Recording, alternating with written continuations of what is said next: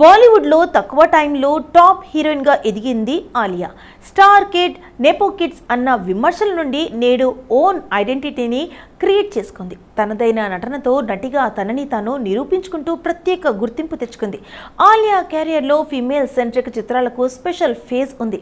చెప్పాలంటే అలాంటి చిత్రాలే ఆమెను నటిగా ఓ స్టెప్ పైకి ఎక్కించాయి. హైవే, రాజీ, గంగూబాయ్ కటియావాడి, డార్లింగ్స్ ఆమెకు స్టార్ ఇమేజ్ తెచ్చిపెట్టాయి.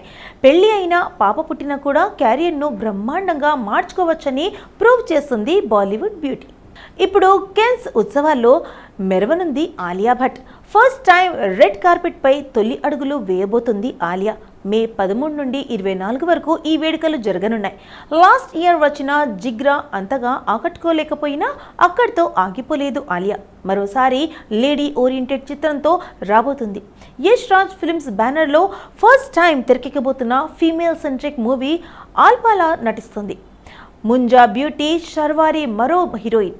స్పే ఫిల్మ్ రాబోతున్న ఈ ప్రాజెక్ట్ ఈ ఏడాది డిసెంబర్లో రిలీజ్ చేయనున్నారు మేకర్స్. ఇదే కాకుండా భర్తతో కలిసి లవ్ అండ్ వార్లో నటిస్తుంది. అలాగే ఆల్పాతో డేర్ చేసి ఎక్స్పెరిమెంట్ చేస్తున్న ఆలియా గత చిత్రాలైన రాజీ, గంగూబాయ్ కటివాడిలా 200 కోట్ల క్లబ్లోకి చేరుతుందో, జిగ్రాలా ఫట్ మంటుందో చూడాలి.